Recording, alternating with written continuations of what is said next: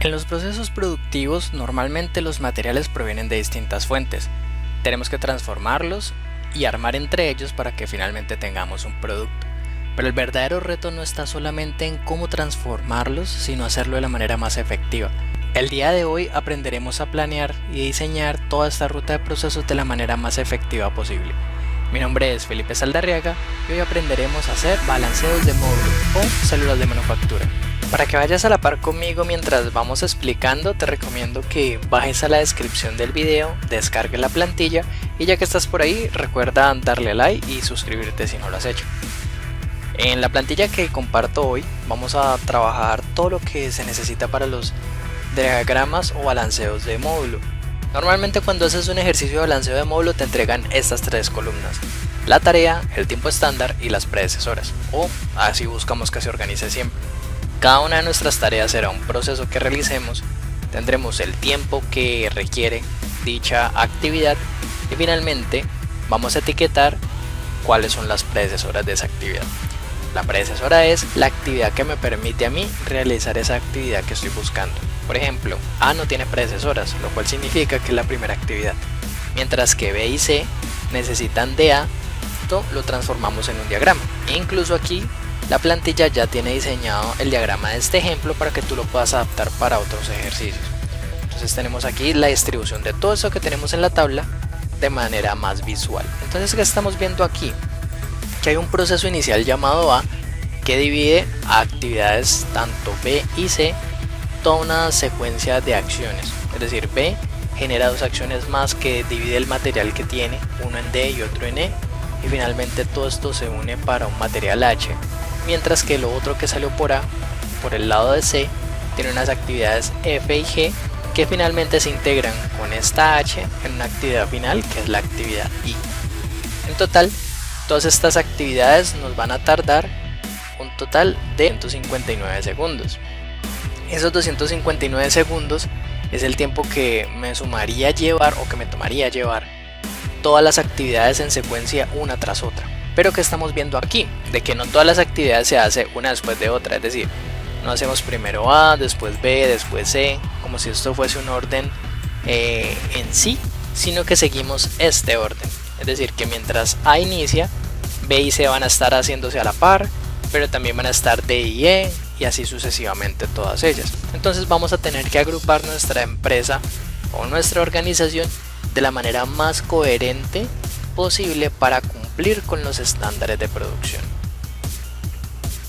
Otro elemento a tener en cuenta es que para este tipo de ejercicios vamos a requerir tener las unidades que nos demandan al día, es decir, cuál es la demanda diaria o de la jornada en la que queremos trabajar, y además de eso tener en cuenta las horas o el tiempo disponible de trabajo. Para este ejercicio tenemos disponible 10 horas diarias y nos están pidiendo 500 unidades que salgan como resultado de todo este proceso. Y con estos datos que ingresaremos siempre en los ejercicios, vamos a obtener que el tiempo de ciclo, que son estas celdas que están en color azul, recuerden, las celdas que siempre están en color azul son las que ya están formuladas y no requieren pues que ustedes ingresen los datos manualmente, sino que los calcula con respecto a todo lo demás. Nos dice aquí que el tiempo de ciclo es 72, que en este caso pues los tiempos están en segundos al igual que el tiempo estándar. ¿Qué quiere decir ese 72? Significa que si queremos producir 500 unidades dentro de 10 horas, tenemos que estar produciendo una unidad cada 72 segundos. Entonces esto es muy importante. Cada 72 segundos como mínimo debe estar saliendo una unidad como mínimo. Debe estar saliendo una unidad dentro de ese tiempo para que podamos cumplir con esa demanda. Y otra cuestión que necesitamos calcular es el número de estaciones o el número de agrupaciones que tendremos que hacer entre nuestras tareas fluya de la manera mejor posible. ¿Y esto cómo se calcula? Pues lo que hacemos es el tiempo total de toda la operación y lo dividimos sobre el tiempo de ciclo o el takt time. Entonces cuando tenemos esa división y además lo redondeamos, nos dice que esto debe quedar agrupado en 4 estaciones. Es decir, hay que agrupar esto en 4 grupos con los cuales voy a tener como máximo tiempo de duración el tiempo de ciclo para poder cumplir o no con las expectativas de la producción. Entonces aquí viene la segunda sección. En la segunda sección nos vamos a encargar de escoger cuál va a ser la distribución adecuada en esas estaciones. Entonces aquí va a haber unos detalles muy puntuales. Primero, en la primera casilla vemos una columna que se llama candidatas y otra segunda que se llaman asignadas. Y vemos unos cuadros grandes donde nos agrupan cada estación. ¿Listo? Entonces, ¿cuál va a ser la primera candidata disponible? La primera candidata que podemos asignar es la que no tenga ninguna predecesora, que en este caso solamente es A. Entonces asignamos A como candidata y además de eso, como es nuestra única candidata, la seleccionamos como la asignada. Y noten aquí lo que tenemos ya configurado, que al momento en que ingresamos la asignada, él ya nos la busca dentro de nuestra tabla, nos dice que A tiene un tiempo de 40 y nos muestra el tiempo no asignado. ¿Qué significa este tiempo no asignado? Que cada una de estas estaciones como máximo debe realizar o debe contar el tiempo entre 72 segundos, que es el tiempo de ciclo. Es decir, que todas las acciones que estén dentro de cada estación como máximo deben sumar 72 segundos para poder cumplir con la demanda estimada. Es decir que con la actividad A, al momento en que la asignemos, nos quedan 32 segundos para realizar alguna otra actividad. Muy bien, entonces ¿cuáles son las actividades que se liberan después de que cumplimos con A? Quedan B y C. Veamos, B y C son las que se tienen que realizar. Entonces las siguientes candidatas en esta estación serían B y C, pues incluir. Mientras B se demora 30 unidades de tiempo, entonces en este caso no podríamos asignar C porque se demora 50 unidades. Entonces nos volaríamos el tiempo no asignado. No es posible asignar C, pero podemos asignar B, porque B tiene un tiempo de 30 y nos quedaría un tiempo no asignado de 2 unidades. Con este tiempo final, ¿creeríamos posible asignar alguna de las otras actividades? Pues la respuesta es no, porque no hay ninguna actividad que se demore 2 segundos y que siga además después de estas que realizamos. Por lo cual, esta estación de trabajo ya se cierra así. Es decir, tenemos una primera estación en donde están las actividades A y las actividades B. Es decir, esas dos actividades van en una sola estación y tienen que estar lo más juntas posibles para que tu tiempo sea efectivo. La segunda estación empezaría nuevamente en esta otra columna. Esta segunda estación vuelve a tener el tiempo disponible de 72 segundos, que es el tiempo de ciclo, y arrancamos con las no asignadas. Sabemos entonces de que C no se asignó, pero veamos cuáles se pueden realizar una vez termina B. Entonces veamos lo siguiente. Hay una actividad D que podemos hacer y la actividad E. Es decir, que además de C vamos a tener a D y a E como posibles candidatas a asignar en nuestra nueva estación. Una recomendación adicional que doy cuando estamos haciendo estos balanceos de módulos es que cuando arranquemos una estación nueva y tengamos varias candidatas, escojan la que tiene mayor duración como la primera opción. Veamos cuál de estas se demora más. C, D y E. La C se demora 50, la D se demora 40 y la E se demora 13 segundos. Entonces, con esta lógica arrancaríamos con la actividad C, que es la que tiene 50 segundos. Asignamos entonces C, y nos quedan disponibles un tiempo asignado de 22 segundos. Entonces, podemos seguir asignando en esta estación y nos quedarían como candidatas la D y la E que no se han asignado, pero veamos cuáles se activan ahorita cuando terminamos C. Cuando ya C se queda disponible, podemos hacer F y G. F y G. Recomendación o tip que me gusta dar cuando hacemos balanceo de módulo es que una vez asignemos nuestra actividad de mayor peso, busquemos que las demás que tengamos que asignar aquí estén lo más cercanos a consumir todo este tiempo no asignado. Es decir, podría estar asignando una actividad como E, que solamente toma 13 segundos, pero veamos cuál de las otras puede caber mejor dentro de esos 22 segundos restantes. Entonces veamos D, E, F y G. La D, ¿la puedo asignar? No, porque se demora 40 segundos, ya no me cabe. La E, ¿la puedo asignar? Sí puedo asignarla, son 13 segundos. Y la F, ¿la puedo asignar? Son 21 segundos, también los puedo asignar. Es decir, que bajo esta lógica podemos asignar entre la E, la F y la G. Veamos. Si asigno E, me sobran 9 segundos. Si asigno F, me sobra 1 segundo. Y si asigno G, me sobran 7 segundos. Lo mejor sería asignar F, para no dejar tanto tiempo sobrando dentro de la estación y pueda hacer un uso óptimo de todo el tiempo disponible de ese tiempo de ciclo entre estas actividades. Entonces ya tendríamos una segunda estación en donde van a estar las actividades C y F. Nos están faltando las otras actividades, que son las actividades D, la actividad E y la actividad G, de las que tenemos anteriormente. Antes de esto, revisemos si F por sí sola no nos activa otra más. Veamos lo siguiente, F aparece como predecesora de I, pero yo no voy a poder activar I hasta que realice G y H. Y como no hemos terminado G y H, esto no va a ser posible. Entonces siguen siendo como candidatas, esto no va a ser posible. Entonces siguen siendo como candidatas D, E y G. Recordemos la recomendación inicial, y es que asignemos primero la actividad que más tiempo consume.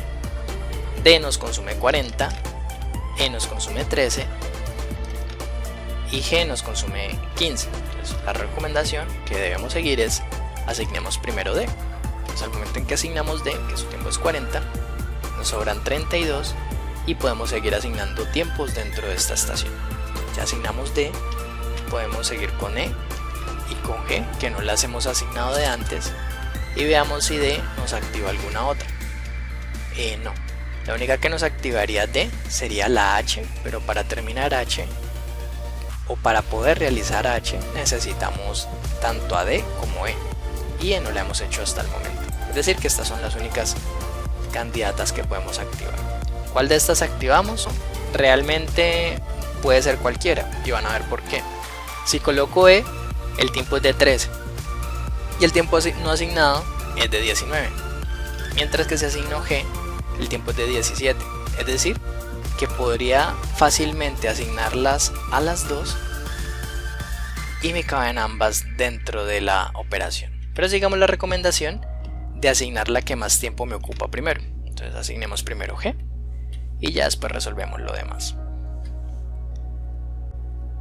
Al momento en que yo realizo G, quedan faltando las actividades H, que se realiza con D y E, pero como todavía no he hecho E, entonces tendría que hacer necesariamente E. Es decir, ya aquí realicé G. De las candidatas previas que tenía, queda E. Pero veamos cuáles me activa G. G me activa ninguna, solamente G me va a activar junto con F y H, pero hasta el momento no he hecho H, porque para hacer H necesito a E. Es decir, que necesariamente en este punto tendremos que hacer E. Hacemos E y nos sobran 4 unidades de tiempo en esta tercera estación. Lo que nos invita a que realicemos entonces esta última estación. Solamente nos faltan dos actividades, nos faltan la actividad H y la actividad I, pero la única candidata disponible que tenemos es la H, porque noten algo, y es que para hacer I necesitamos H. Entonces ya hicimos G, ya hicimos F, pero tenemos que poner H. Entonces necesariamente la única candidata que vamos a tener aquí es H, la asignamos y la última va a ser I y finalmente la asignamos. Entonces, como pueden notar, aquí ya quedan asignados 4 grupos o 4 estaciones de trabajo. Una primera estación de trabajo que va a estar conformada por las actividades A y B, una segunda que va a estar conformada por las actividades C y F, y una tercera que va a estar generada por D, G y E, y una cuarta que va a estar generada por H y I. Si gustan, ustedes pueden pintar ese diagrama con los colores representativos para que lo puedan ilustrar mucho mejor.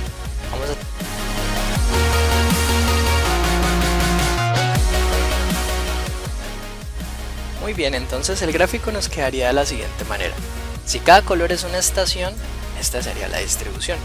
Aquí podemos hacer un pequeño ajuste visual, y es que esta F la colocamos aquí abajo, y si queremos hacer que esto se parezca lo más posible a nuestra ubicación física dentro de la organización, tendríamos que realizar algo como esto. unas operaciones A y B que estén juntas, las operaciones C y F que también se encuentren juntas, mientras que se realicen a la par D, E y G, que serían la tercera estación, y una última estación donde esté H e I, ¿vale? Esto no solamente es la ubicación física de las operaciones, sino también la secuencia más lógica y dinámica que podemos tener en esta operación. Entonces, de esta forma quedaría optimizado el ejercicio. Veamos los últimos detalles, y es que también hay que calcular la eficiencia. Recordemos que al final de todas nuestras estaciones nos sobraron unos tiempos. En la estación 1 nos sobraron 2 segundos, en la estación 2 nos sobró 1 segundo, en la estación 3 nos sobraron 4 segundos y en la estación número 4 están 22 segundos. Lo cual nos lleva a estos cálculos de eficiencia.